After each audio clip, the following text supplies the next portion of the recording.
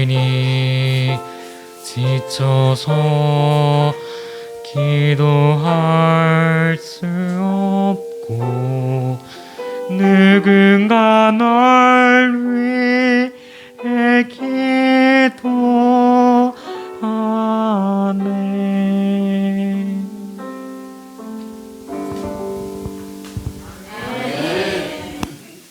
오늘은 계시록 시리즈 말씀으로 하나님의 권세를 흉내내는 이 땅의 권세라는 제목으로 계시록에 있는 말씀을 그냥 이렇게 읽어드리는 시간 좀 갖도록 하겠습니다.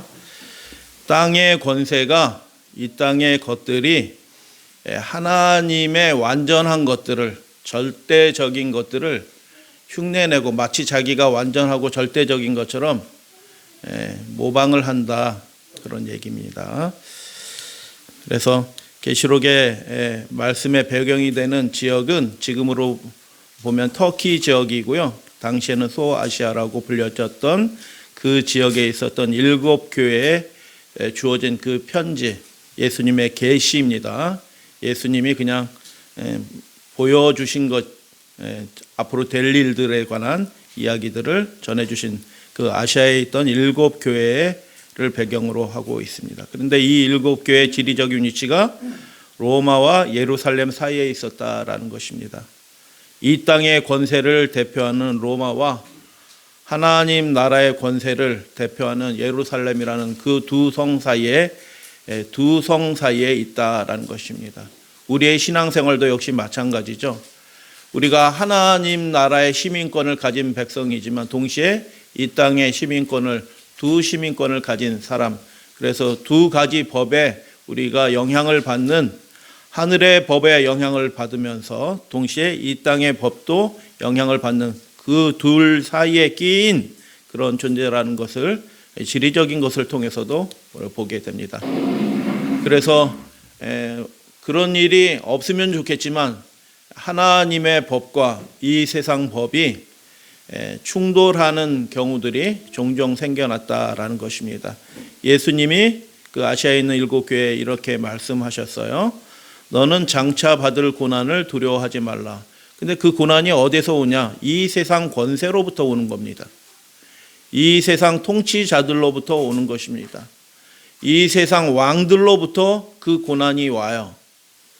두려워하지 말라라고 말씀하셨고, 볼지어다 마귀가 장차 너희 가운데 몇 사람을 옥에 던져 시험을 받게 하리니 라고 말씀하셨는데, 옥에 던져 시험을 받게 할 때 하나님은 뭐하고 계셨나요? 왜 말리지 않으셨나요? 왜 그런 일이 벌어지지 않도록 하나님이 그분의 전능하신 통치권을 사용하셔서 그 백성들을 보호하지 않으셨나요? 하나님이 허락하신다는 겁니다. 이 땅 왕들이, 이 땅의 권세자들이 마치 절대적인 권력을 가진 것처럼 그 권력을 행사하는 것을 하나님이 어느 정도 선까지는 허락하시는 것입니다. 허락하시는데 다 이유가 있다는 것입니다. 그래서 여러분, 예수님 믿으면, 하나님 믿으면 모든 것이 술술 잘 풀린다? 이런 것은 거의 없는 것 같아요.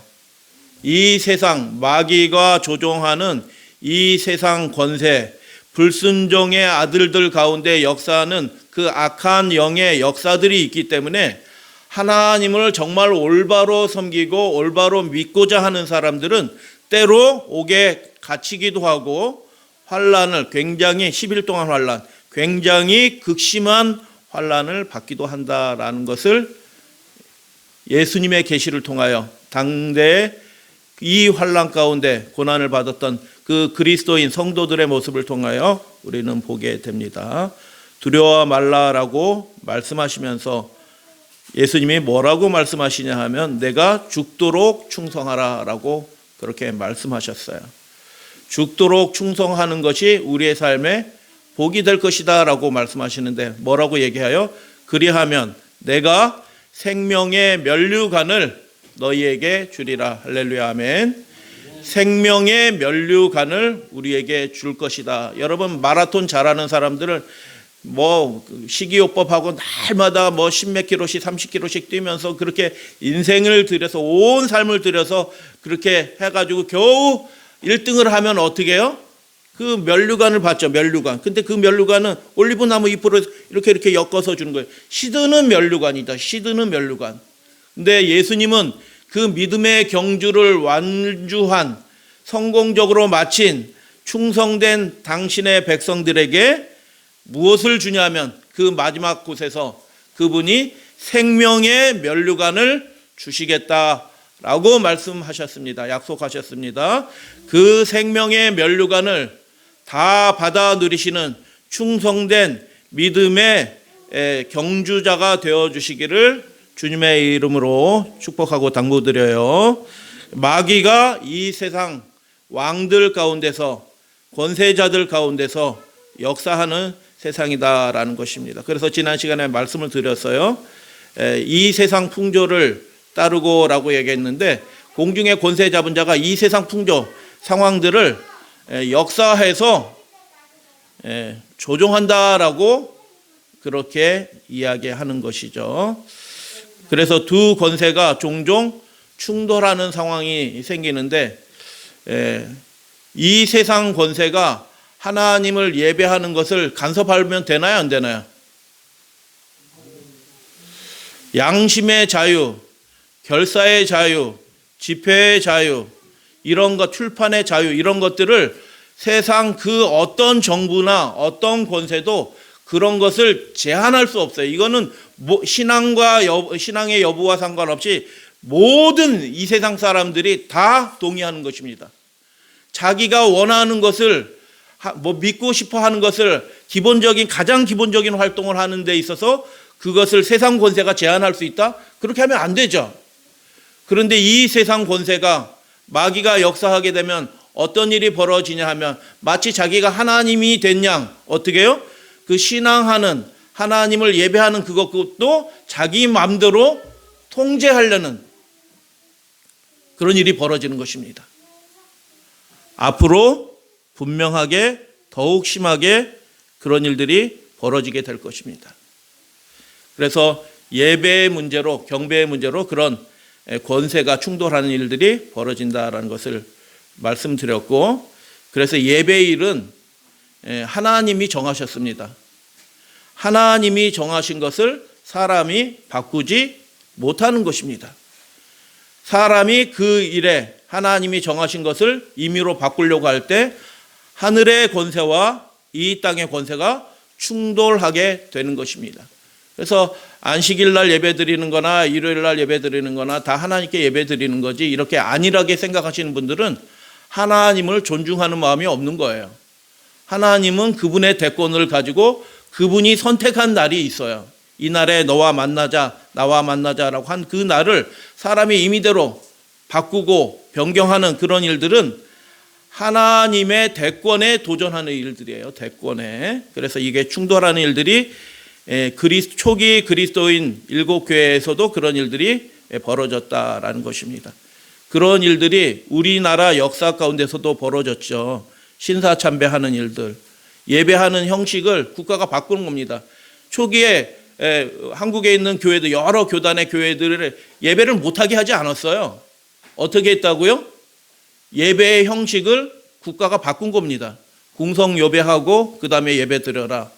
뭐 이런 식으로 하나님께 드려져야 될 하나님의 명령에 따라 준비된 그 예배를 하나님께만 올려드려야 될 그 예배를 국가가 어떻게 해요? 궁성 예배 먼저 하고 예배 드리든지 안 그러면 교회 문 닫든지 이렇게 한 것입니다. 그러면 어떻게 해요? 예배 드려야 되니 국가의 명령을 따라서 궁성 예배도 천황에 있는 그 동경을 향하여 절도 하고 축복 기도도 하고 이거 다 한 다음에 예배 드려야 되죠. 그죠? 그런 충돌의 지점들이 초기 에베소 교회로부터 라오디게아 그 일곱 교회만 벌어진 일이 아니고 우리나라 역사 가운데서도 벌어졌고요. 지금 이 시대에도 하나님께 드려야 될 예배를 이런저런 이유를 들어서 제한하고 통제하는 무엇하는 일? 통제하는 예배를 통제하는 일들을 이 땅의 권세, 세상 권세, 유한한 권세, 보잘것없는 권세들이 감히 그 일들을 하게 될 때 그 일들이 충돌하는 일들이 벌어지는데, 그게 특별히 예배에 관해서, 신앙에 관해서 그런 일들이 벌어진다라고 말씀드렸어요. 오늘은 그래서 흉내내는 이 세상 권세가 어떻게 될 것이고 성도들은 어떻게 될 것인가를 잠깐 살펴보는 시간 갖도록 하겠습니다. 세계 패권에는 2위가 존재하지 않아요. 지금 미국과 중국이 싸우고 있죠. 무역 전쟁하고 있고 통화 전쟁하고 있고 석유 전쟁하고 있고 기타 전쟁을 하는데, 그게 그냥 국경이 없어요. 전선이 없어요. 아프리카에서도 싸우고 인도양에서도 싸우고 저 동남아시아도 싸우고 우리 서해 안에서도 싸우고 있어요. 서해 안에서도 싸우고 있고 저 남미에서 저쪽 쿠바 지역에서 전 세계에서 그 전선이 벌어져요. 왜 벌어져요? 세계 1위 패권국과 그 2위 사이에는 반드시 완전한 서열이 갖춰지기 전까지는 그 갈등과 충돌하는 지점들이 생겨나게 된다. 그래서 사사건건 충돌하는 일이 벌어지는데, 국제 정치에 변하지 않는 공리가 있어요. 제1막 1절, 성경의 창세기 1장 1절이 태초에 하나님이 천지를 창조하시느니라라는 그런 말씀처럼 국제 정치에 가장 기본적인 공리가 있는데, 패권은 절대로 나눠지지 않는다는 것입니다. 한 사람이 독차지하는 거지 그 권세를 어떤 2위인 나라 너도 좀 통치해라 이렇게 나눠지지, 인류 역사는 그렇게 나눠지지 않는, 패권은 나눠지지 않는다는 것을 역사는 보여주고 있어요. 마찬가지로 공의로우신 하나님이 그분의 통치권을 사단과 나누실까요? 절대로 그런 일이 없습니다. 이 지구의 땅으로 내어쫓았는데 너는 그래 이 조그만 땅 하나 차지하고 너 여기서 살아라, 하나님이 사단에게 그렇게 하실까요? 온 세상의 주제, 천지의 주제이신 하나님이, 그 완전한 통치와 공의로운 통치를 하시는 하나님이 그 사단에게 1.1획의 통치도 나눠주지 않으시는 것입니다. 그렇기 때문에 하나님의 통치와 그 마귀 사탄의 통치가 이 땅에서 충돌하는 지점이 반드시 있게 될 수밖에 없고, 그것이 누구를 중심으로 벌어지냐 하면 우리 하나님께 올바른 예배를 드리려고 하는, 하나님만 경배하려고 하는 그 사람들을 중심으로 이 하나님의 통치와 마귀의 통치가 충돌하는 것입니다. 충돌하면, 권세가 충돌하면 어떻게 해요? 누구든지 결과적으로 이기는 편이 생기고 지는 편이 생기게 될 거죠. 하나님이 우리의 삶을 통하여 승리하게 되시기를 주님의 이름으로 축복합니다. 하나님이 우리를 통해서 이기시게 되기를 소원합니다. 그래서 우리는 어느 한편에 서게 되는 것입니다. 결과적으로 우리가 예수님 편에 서든지 마귀 편에 서든지 둘 중에 한 편을 서게 되는 것이고, 그렇게 마귀를 이 땅에 쫓아낸 것은 무엇이냐면 하나님이 사탄과 통치를 나누지 않겠다, 마귀를 멸하시겠다,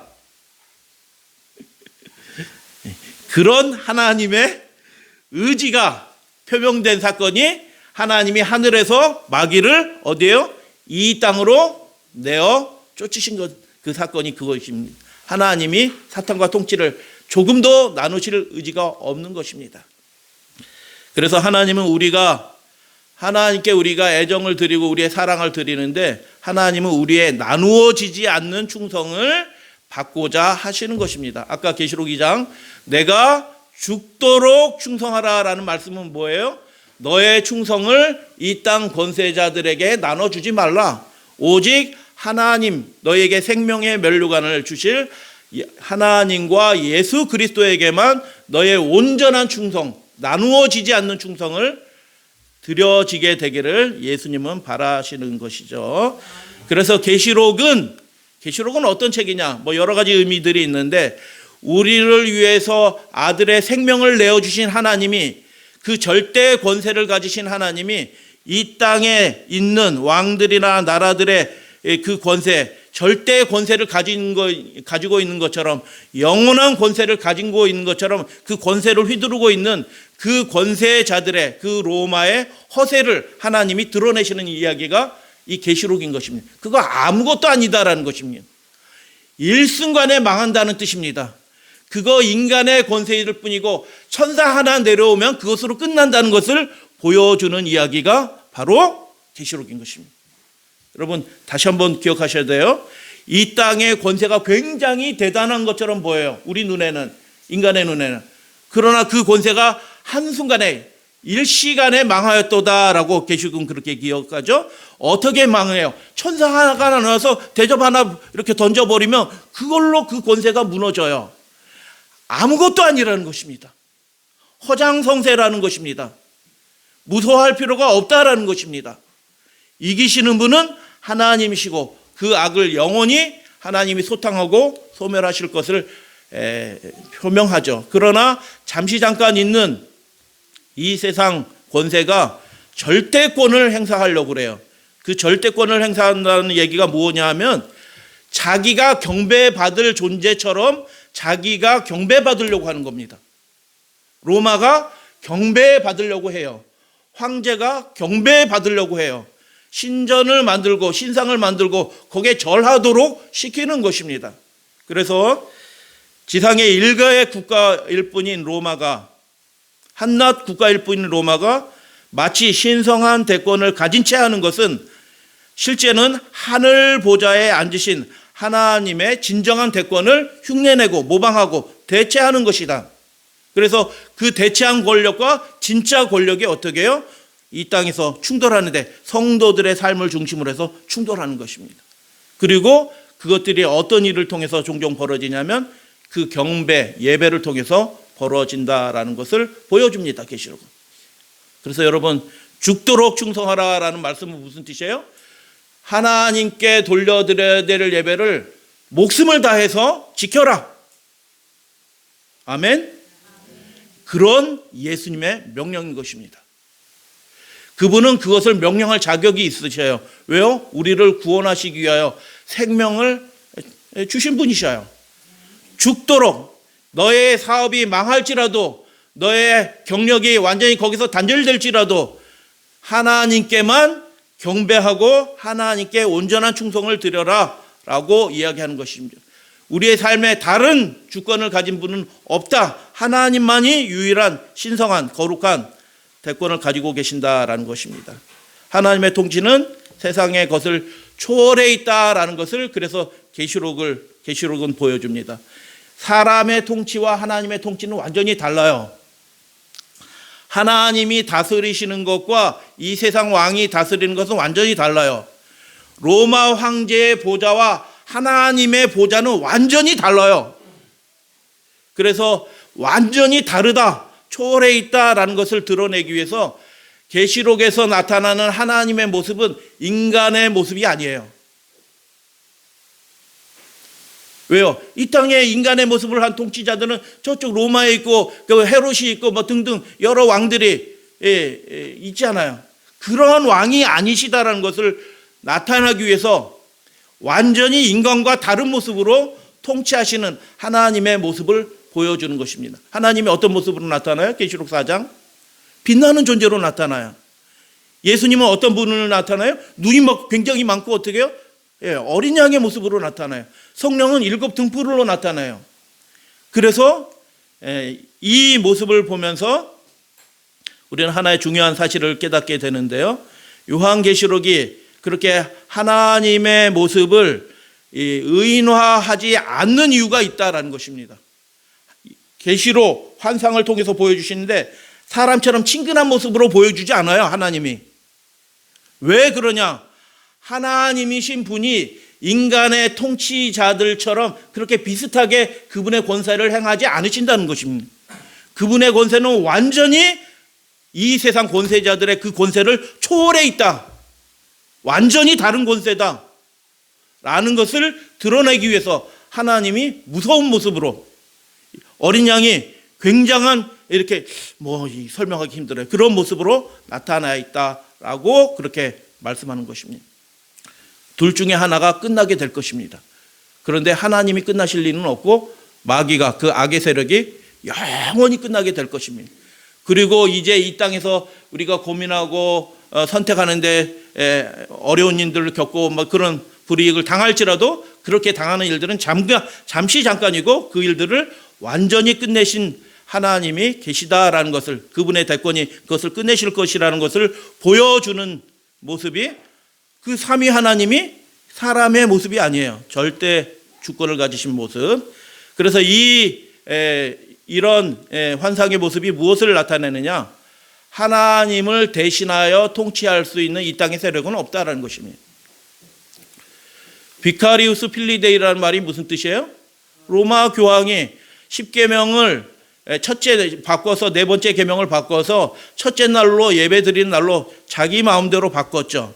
왜요? 비카리우스 대신한다는 뜻이죠. 필리 아들을, 데이 하나님의 아들을 대신하여 우리가 법을 바꾼다라고 그렇게 해서 그렇게 자기 마음대로 통치를 하죠. 그게 뭐예요? 하나님의 신성한 대권을 이 땅의 권세가 흉내내는 것이 모방하는 거예요. 여러분이 마음대로 하나님의 법을 바꿔서 내 마음대로 산다라고 하면 그 사람이 감히 한 인생, 유한한 인생이 하나님의 대권을, 스스로 대권을 가진 것처럼 내 마음대로 예배 드리는 그 일들은 하나님의 대권에 도전하는 것이고요. 대체하는 것이고요. 모방하는 것인데 그것은 사망의 길로 가는 것입니다. 그래서 비카리우스 필리데이, 잘하면 좋은 거예요. 하나님의 아들을 온전히 잘 드러내는 그 대행하는 일들은 굉장히 중요한 일이죠. 그런데 어떻게 해요? 자기 마음대로 불법으로 그렇게 하는 일들은 하나님이 그거 보시고 어떻게 해요? 반드시 심판하신다. 그 초월하신 그 권세를 가지고 계신 분이 그거 다 보고 계셔요. 7눈을 가지고 있거든요. 7눈을 가진 분이 다 보고 있다가 그것을 한순간에 완전히 끝내버리신다는 얘기가 계시록의 이야기죠. 하나님의 통치를 대적할 수 있는 세력이 있다 없다? 없다는 것입니다. 그래서 죽는 길처럼 보이지만 그 길은 사는 길입니다. 사실은 계시록의 모든 뒷부분에 가면은 하나님이 결국 그 모든 갈등과 문제를 해결하시고 천국을 이루십니다. 그 악의 권세들이 사라져요. 하나님인 채 하는 이 세상의 권세자들이 다 죽임을 당해요. 한순간에 죽임을 당하고 하나님의 의의 통치자, 생명의 통치가 완전히 회복이 되는 천국이 이루어진다는 것을 보여주셨습니다. 보여줬다는 얘기는 무슨 뜻이에요? 그 일이 그렇게 되기로 결정이 되어 있다는 것입니다. 하나님 편에 서서 그 영원한 천국의 아름다운 삶, 복된 삶, 신령한 삶을 누리시는 여러분들이 되시기를 바라고 소원합니다. 그래서 계시록은 전체 구조가 그렇게 되어 있어요. 7 교회의 끝이 요한계시록 4장의 하나님의 보좌예요. 여러분, 교회가, 이 땅에 사는 교회가 결국 어디 앞에 모여요? 하나님 앞에 모이죠. 보좌 앞에 모이죠. 그래서 7 교회의 끝이 2장, 3장의 끝이 4장이에요. 이거 굉장히 중요한 얘기인데, 왜냐하면 많은 분들이 요한계시록을 1장, 2장, 3장 해서 거기서 끊어버리고 4장부터 해서 또 다른 이야기처럼 설명하거든요.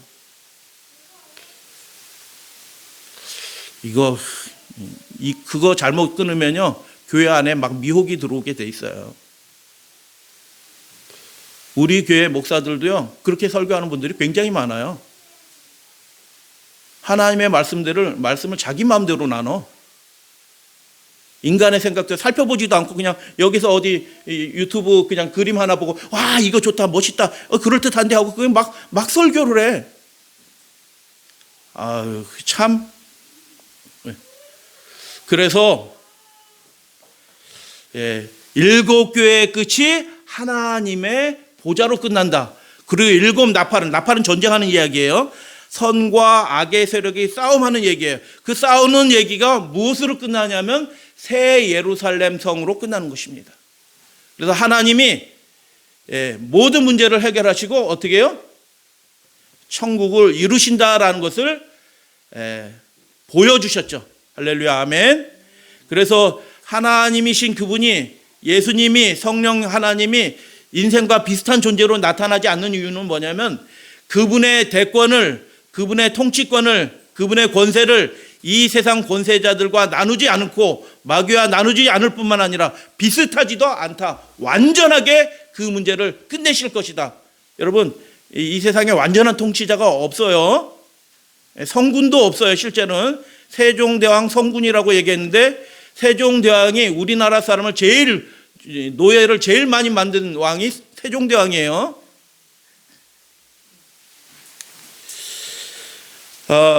혹시 뭐 영화 보신 분들이 있을 수도 있고 안 보신 분들이 있어요. 보시라고 뭐 이걸 소개해 드리는 건 아니에요. 제가 영화 얘기를 거의 뭐 첫 번째, 두 번째 저는 영화 얘기를 안 하는데 사실은 근데 뭐 흥미로운 비교점이 되기 때문에 말씀을 드려요. 브루스 올마이티는 전능하다는 뜻이잖아요. 그런데 신이 한 인간에게 루저에 막 해도 이런 일도 이렇게도 안 되고 저런 일도 막 해서 인생이 완전히 시리에 빠지고 낭만한 이 남자 주인공에게 신이 저 흑인이 신으로 나타나요. 신이 나타나고 내가 휴가를 가야 되니까 너한테 내 능력을 주고 가겠다. 그래서 그 능력을 줬어요. 근데 이게 생각만 하면 그 일들이 팍팍팍 벌어지는 거예요. 쫙 하니까 손가락이 몇 개야? 10개야. 생각하니까 저기서 물이 확 쏟아올라.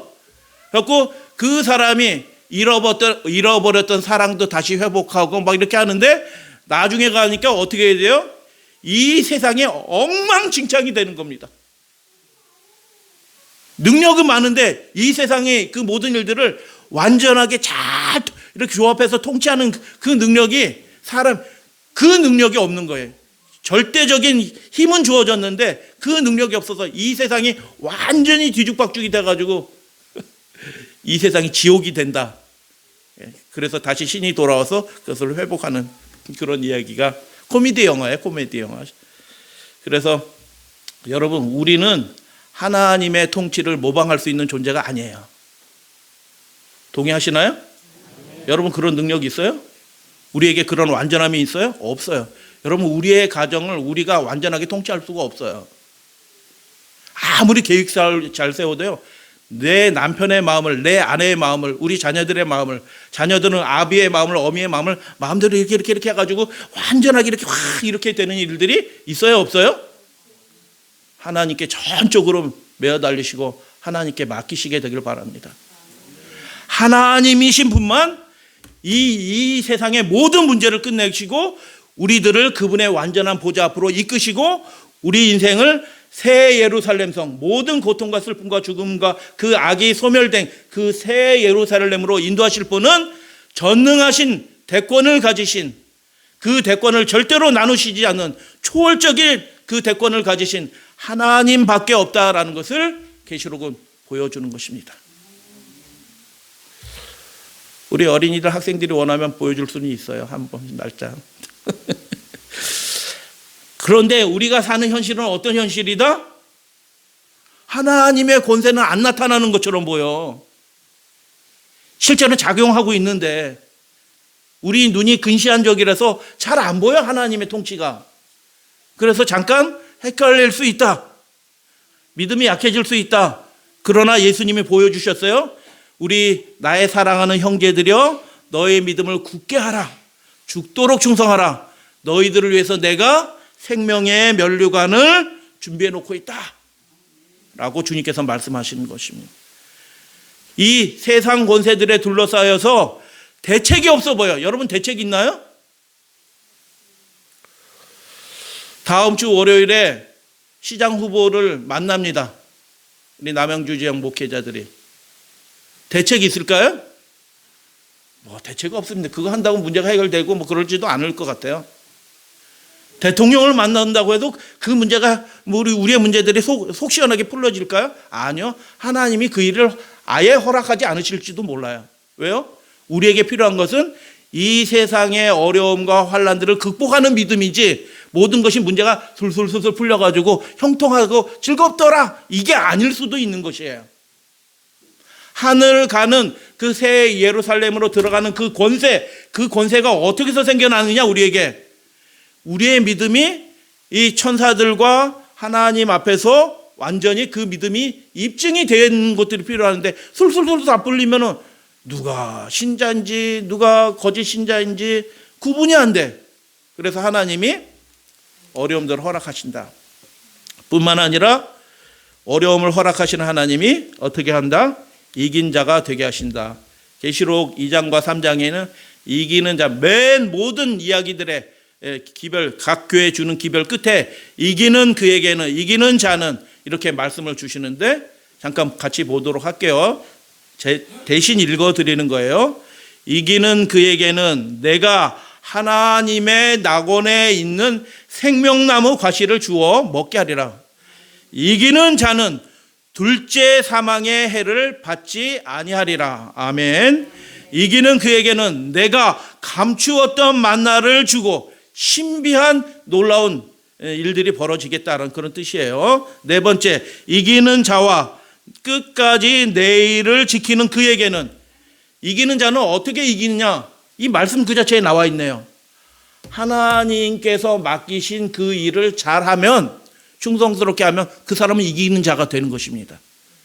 자와 할 때 엔드잖아요. 카이거든요. 헬라어는 카이인데 그게 동격이에요. 이기는 자, 즉 내 일을 끝까지 지키는, 충성스럽게 지키는 그 사람에게는, 그 사람은 이기는 자가 된다라는 그런 얘기거든요.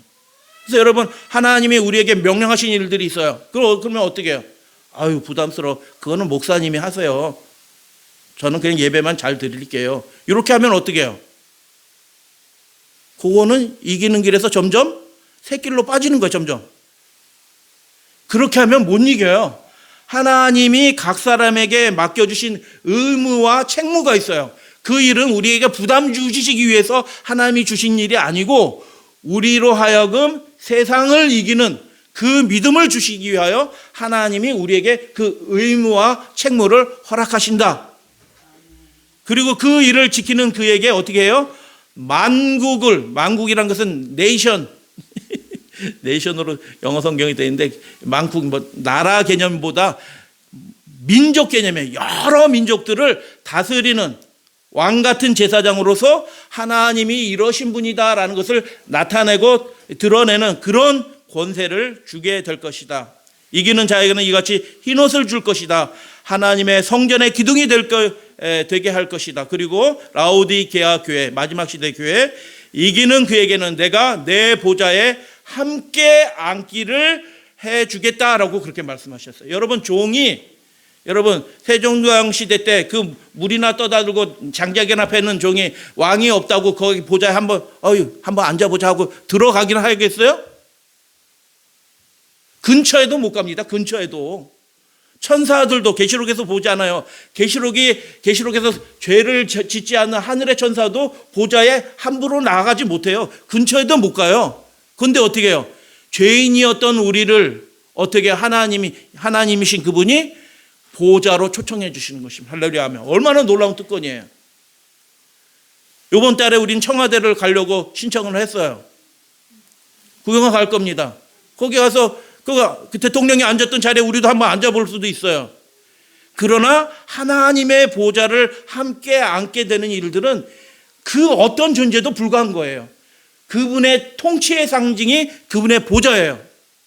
초월적인 그분의 권세의 그 상징이 그 보좌예요. 하나님이신 분만 앉아 계신 곳이에요. 근데 그곳에 누구를 함께 앉게 해 주신다고요? 야, 이기는 그, 믿음을 지킨 그, 충성스럽게 하나님 앞에 그 소명을 다한 그를 함께 앉게 해 주겠다. 그래서 우리 인생에서 가장 즐거운 때는 내 꽃피는 20대가 아니에요. 나는 20대에 이뻤는데 뭐 아무 소용이 없어요. 내가 20대 100m 12초에 달렸는데 그거 아무 소용이 없어요. 뭐예요? 우리의 인생의 절정기는 어디에 있다? 장래에 있다. 하나님 안에서 그 복된 삶이 주어진다라는 것을 소망하시면서 이 땅의 삶이 조금 우중충할 수도 있잖아요. 하나님, 제가 태어났는데 어떻게 이렇게 얼굴이 넓적하게 태어나게 했어요? 그거 아무 상관이 없어요. 하늘 날아가면 이 얼굴이 개조된다니까요. 전신성형, 빛나는 존재로, 아름다운 존재로, 천사들이 흠모하는 모습으로, 예수님이 가지신 그 육신의 모습대로 하나님이 우리의 모습을 바꿔주신다라고 약속해 주셨어요.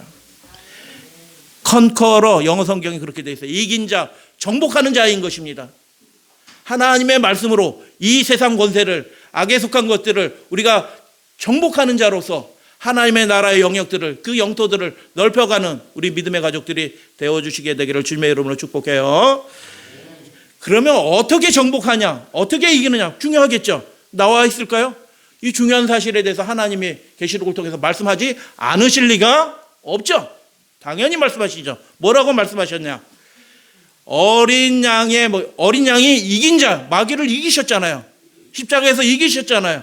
하늘로 올림을 받으셨잖아요. 보좌 우편에 앉으셨잖아요. 그 이긴 자의 대표가 누구예요? 어린 양이신 예수 그리스도인 것입니다. 그래서 요한계시록에 어린 양의 모습이 어떻게 나타나느냐를 보게 되면 그게 이기는 것에, 정복하는 것의 비밀인 것입니다. 어린 양의 모습을 주목하셔야 돼요.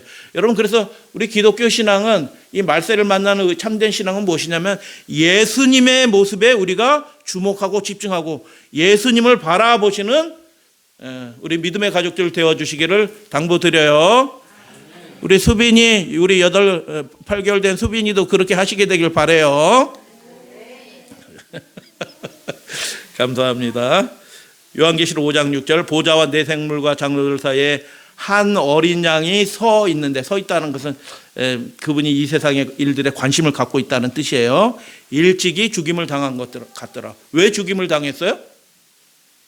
양이니까 죽겠지. 그런 뜻이 아니고, 이 양은 예수 그리스도를 상징하잖아요. 일찍이 죽임을 당한 것처럼 그런 모습으로 하늘에서 환상으로 보여요. 하나님의 뜻을 이루기 위하여 그가 죽도록 충성한 것입니다.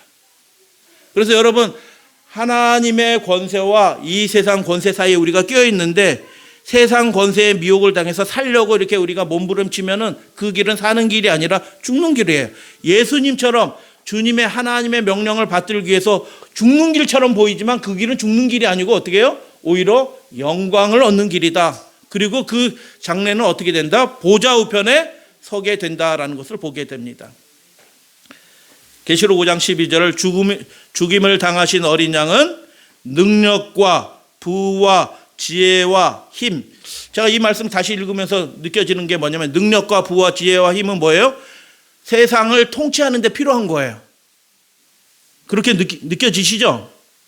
뒤에는 존귀와 영광과 찬송. 그래서 그것을 가지신 분께 찬양을 드리고 경배를 드리는 데 필요한 게 존귀, 영광, 찬송이에요. 그죠? 구분이 된다라는 것을 좀 느껴지시나요? 이 세상을 완전하게 통치하시는 그 능력과 그 부요함과 지혜와 그 힘이, 크라티아가 그분에게 있습니다라고 하면서 그분이 경배를 받는 것을 보게 됩니다. 그가 나에게 이르되 이는 큰 환난에서 나오는 자들인데 어린 양의 피에 그 옷을 씻어 희게 하였느니라 라고 해요. 큰 환난에서 그들이 굴복당하지 않았어요. 통과해서 나왔다라고 얘기하는 거예요. 하나님 앞으로 나오는데 장애가 있어요. 방해를 해요. 사람이 자꾸 걸리적거리고 어려운 환경이 생겨나요. 그러나 어린 양이신 분은 통과해서 하나님 보좌 앞으로 나오셨고요. 그분을 따라 참된 믿음을 가진 사람도 어떻게 해요? 하나님 보좌 앞으로 큰 환난을 통과해서 나오게 된다. 어린 양의 피 뭐예요? 그들이 죽음을 극복하는 믿음을 가졌다라는 것입니다. 그 믿음을 위해서 기도해 주시기를 바랍니다. 하나님, 제가 이왕 진리교회 다니게 되었고 하나님을 올바로 배우게 되는데 예수님처럼 이 세상을 이기는, 하나님을 기뻐하시는 완전한 믿음을 하나님 저에게 허락해 주세요라고 하나님께 구하시게 되길 바랍니다. 그 믿음을 구하시게 될 때 긍휼이 많으신 그분이 그것을 허락하셔요. 어떻게? 어린 양이 그들의 목자가 되사 우리를 생명수샘으로 그분이 인도해 주시는 거예요. 근데 우리 눈에, 육신의 눈에 보기는 어떻게 해요? 생명수샘은커녕 이렇게 살다가는 내 인생의 커리어가 끝나게 생기고 사업은 망하게 생겼어. 그런 길로 하나님이 우리를 인도해 주시는 것처럼 보여요. 그러나 실제로는 그 길이 어린 양이신 그분이 걸어가신 길이고 사는 길이다라는 그런 말씀이에요. 결국 계시록 12장에서 우리 형제들이 어린 양의 피와 그 순교자의 믿음으로 그들이 자기들이 증언하는 하나님의 계명 그 말씀으로서 마귀 사탄, 이 세상 권세들을, 이 세상 왕들을 이겼다라고 이야기하면서 그들은 어떻게 하기까지? 죽기까지 자기들의 생명을 아끼지 아니하였다. 그러나 죽임을 당한 그 어린 양의 생명책에 그들의 이름이 등록되지 않은 사람은 어떻게 해요? 이 땅의 그 권세에 다 굴복한다. 교회는 다녔어요. 그런데 교회도 여전히 다니고 있어. 근데 이 세상 권세에 다 굴복해서 하나님을 올바로 경배하는 일에 실패하게 된다라고 이야기하고, 천국에 그리고 새 예루살렘에 들어가는 사람은 오직 어린 양의, 죽임을 당하신 어린 양의 그 생명책에 기록된 자들만 들어가게 될 것이다 라고 얘기하는 것입니다. 통치가 나누어지지 않는 것처럼 하나님의 백성이 얼기설기 대충 이렇게 구분되지 않고 완전하게 하나님의 백성인 사람과 그렇지 않은 사람들이 완전하게 구분이 된다라는 그런 말씀이에요. 하늘 어린 양의 생명책에 우리들의 이름을 기록해 주셨어요. 은혜의 사건입니다. 할렐루야 아멘. 그것을 지키는 일을 그분이 도와주셔요. 그리고 그 일에 우리가 동의하면 우리의 이름이 영원히 기록이 돼서 하늘 보좌 앞으로 우리가 나아가게 될 것입니다. 그래서 절대화된 이 체계 속에서 진짜 충성이 드러나게 된다는 거죠. 전망이 보이지 않을 때가 있어요. 다음 주 월요일에 가서 시에서 진행하는 무슨 공무원 시험 이런 것들을 토요일날 하지 말라, 채용 시험 토요일날 면접 같은 거 보지 말라라고 요구하게 될 거예요. 근데 그 일이 받아들이지 않아도 상관없어요. 우리가 전하는 기별은 굽신거리면서 전하는 기별이 아니에요. 왜요? 이 세상 통치자와 권세를 나누지 않는 하나님의 명령을 받고 이렇게 해달라라고 요청하는 거지. 이렇게 해주세요. 제발 빌어요. 우리는 힘도 없고 그래서 우리가 이렇게 손해보고 있어요. 이렇게 좀 해주세요. 이렇게 하는 것이 아니다라고 엘렌 화이트는 그렇게 말했어요. 그리고 성경에 많은 사람들이 실제로 그렇게 합니다. 그래서 전망이 보이지 않다? 노래하시게 되길 바랍니다. 하나님, 마음이 조금 기쁘지는 않아요. 일이 잘 안 되니까, 사업도 잘 안 되니까. 사업 잘 안 되는데 기쁘신 분 계시나요? 안 기쁠 수도 있어. 그러나 어떻게 해요? 우리는 믿음의 눈을 더 높이 들어서 우리의 주님이 어디 계신다? 하나님의 보좌 우편에 계신다. 바라보시고 우리가 그 보좌 위에 함께 앉게 될 것이다. 생명의 멸류관을 그분으로부터 받게 될 것이다 라는 것을 높은 믿음의 시각을 들어서 예수님을 바라보시게 되길 바랍니다. 신사 참배를 거절한 한 신자 어떤 목사에게 순사가 묻습니다. 천황이 위냐 하나님이 위냐? 하나님이 위긴 한데 지금 우리나라는 천황이 다스리니까 천황이 말을 들어야죠. 이렇게 하면 살아. 근데 어떻게 해요? 통치권은 나눠지지 않아요. 우리의 애정과 사랑과 충성을 받으실 분은 하나님밖에 없어요. 특별히 예배에 관해서. 왜 신사참배하지 않느냐라고 묻죠. 많은 다른 교인들 봐라. 국가행사라고 다 신사참배하는데 왜 너만 신사참배 안 해? 왜 당신 무리들만, 교인들 몇몇 사람들만 신사참배 안 해? 그러니까 뭐라고 대답해요?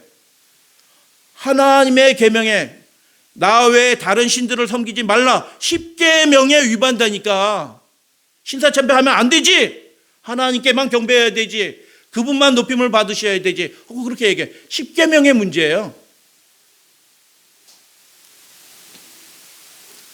여러분, 우리가 안식일을 성수하는 게 뭐예요? 하나님의 대권에 관한 문제예요. 그분의 우리의 통치를 받아들이고 있느냐 안 되느냐, 그것을 구분하는 문제인 거죠. 우리의 애정이 어디에 있는지, 이 땅에 있는지 하늘에 있는지 그것을 드러내는 사건이죠. 많은 교회 사람들이, 목사들일지라도 다 신사참배하는 이유가 뭐예요? 그들이 하나님을 사랑하고 하나님께 충성을 다하는 것처럼 보여주면 실제로는 이 땅의 권세에 굴복하였다, 이 땅에 마음을 두고 있었다는 증거입니다. 믿음의 좁은 길입니다. 그래서 여러분, 믿음의 좁은 길을 함께 격려하면서 휘파람 불면서 신나게 함께 걸어가 주시는 여러분 되어주시기를 당부드려요. 그래서 패권을 차지하는 모든 이 땅의 권세들은 하나님의 그 권세를 모방해요. 마치 자기가 절대 권력이 있는 것처럼, 영원한 권세가 있는 것처럼 내 말대로 해, 그럼 너희들의 삶을 보장해 주지. 천만의 말씀이에요. 뭘 보장해줘? 보장해 주기는 보장 안 해줘요. 어떤 왕이 영원히 살아요? 어떤 왕이 영원히 자기 말을 지킬 수 있어요? 아무도 그럴 왕도 없고 그럴 통치자도 없어요. 자신의 이념을 절대 하는 겁니다. 내 말대로 해. 안 하면 니네 손해보 없애. 뭐 이렇게 하는 거죠. 예루살렘의 종교인들이 바리새인들과 서기관들이 그렇게 했죠. 예수님이 그렇게 죽임을 당하셨죠. 이교 로마가 그랬고 교황 로마가 그랬고 공산주의도 그렇게 하는 것입니다. 각종 파시즘이 그렇게 하는 것입니다. 지금 시민들의 국민들의 질서를 통제하고 강제하고 하는 것들은 다 마귀의 영이에요. 덥석덥석 따라하면 안 돼요. 길들여지면 안 돼요. 십계명 회복에 그 개신교에서 개혁한 그 목사님은 얘기하지 않겠습니다. 그것을 거부하는 것입니다. 그래서 여러분 우리 시대는 어떻게 해요? 마치 국가가 세상 왕들의 위정자가 자기가 절대 권세 있는 것 가진 것처럼 이 성도들의 믿음에 관해서 이게 간섭을 하고 통제하는 일들이 벌어지는 것들은 이제 마지막이 가까웠다. 기뻐해야 되는 때입니다. 이제 결국 이 마지막 종말의 때로 들어가는구나. 내 믿음을 드러낼 기회가 주어지는 거구나. 천사들이 주목하고서 보고 있겠구나. 누가 이기나. 가르포분 기별 3권에 이런 얘기가 있어요. 하나님은 하나님을 떠난 그들의 권세가 얼마나 악해지는지를 스스로 드러낼 기회를 허락하신다. 그래서 이 세상 환난과 핍박이 일어나는 것입니다. 이렇게 비열한 방법으로, 말도 되지 않는 방법으로 양심의 자유를 억압하는 그 일들을 하나님이 허락하실 거라는 뜻이에요. 왜 그렇게 해요? 그 많은 곡식 가운데 알곡이 어떤 신자가 알곡인지 드러내기 위하여. 하나님께서는 사탄이 거짓말쟁이요 고소자의 살인자로서 그의 본사역을 드러나도록 허락하신다. 생계의 방도가 끊어지게 될 것이다. 매매하는 일들이 일상적인 생활이, 정상적인 생활이 불가능하게 될 것이다. 어떻게 하면? 하나님께 충성을 다하면, 세상 권세에 순종하기를 거절하게 되면 결국 이런 일이 벌어질 것이다. 그럴 때 어떻게 해야 되는가? 하나님을 바라보시고 예수님을 바라보시는 저와 여러분들 되기를 소원합니다. 하늘과 땅의 절대 권력이 지금 충돌하고 있어요. 우리의 운명이 갈라지고 있는 시대에 살고 있다는 뜻이에요. 생계와 관련된 문제로 예배가 도전을 받고 있는 것입니다. 신성에 관련된 그 대권에 관한 문제에서 국가가 자꾸 거기에다 손을 집어넣어서 더럽히는 예배가 된다. 그런데 하나님이 그거를 허락하신다라는 것입니다. 왜요? 하나님의 백성인지 땅에 속한 사람인지 드러내기 위하여 허락하신다. 언제 그 죄가 하늘에 사무치는가? 그때는 다른 법령을 세움으로 마침내 하나님의 율법이 폐해질 때, 범해질 때이다. 그게 일제시대도 벌어지고 지금도 벌어지고 있고요. 장래는 더 분명하게 벌어지게 될 것입니다. 그때가 뭐예요? 우리의 운명이 결정되는 시대. 그래서 진짜 믿음을 가지고 있는지 구하고 완전한 믿음을, 이 세상을 이기는 그 믿음을 위해서 구하시는 분이 되셔야 되는 것입니다. 그때는 하나님의 마지막 백성들이 하늘과 땅을, 온 세상을 통치하시는 분이 누구이신지 나타낼 절호의 기회이다. 왜요? 충돌하니까 아주 선명해지는 거예요. 노선이. 사탄의 세력이 천한 학문들을 요동시키고 이번 달 마지막 시간에 우리 청년들이 하면서 이 천한 학문들이 하나님의 대권을, 하나님의 주권을 얼마나 이 얄팍한 학문으로 오염시키고 사람들을 그렇게 세뇌시켰는지 우리 청년들이 설교하고 찬양하고 이야기할 것입니다. 하나님께서는 진리의 기별이 온 세상에 전파되도록 하시기 위하여 당신의 핍박받고 전망이 없어 보는 백성들 그냥 버려두는 게 아니고 그 당신의 백성들에게 무엇을 보내신다? 그분의 가지신 그 영광과 그분의 능력을 우리들에게 부여하실 것이다. 세상 권세를 이기는 자가 되도록 하나님이 실제로 도와주신다. 죽음으로 이기는 거 맞아요. 그러나 그냥 단순히 죽고 순교자가 돼서 이기는 거 아니요. 마지막 시대는 영광스러운 교회로 세우실 것입니다. 실제로 이 세상 권세를 그 믿음의 사람 한 사람이 이기는 일들이 벌어지게 될 것을 여러분 믿으시게 되길 바랍니다. 같이 봉독해. 무릇 시작. 무릇 하나님께로부터 난 자마다 세상을 이기느니라. 세상을 이기는 승리는 이것이니 우리의 믿음이라. 예수께서 하나님의 아들이심을 믿는 자가 아니면 세상을 이기는 자가 누구냐. 아멘.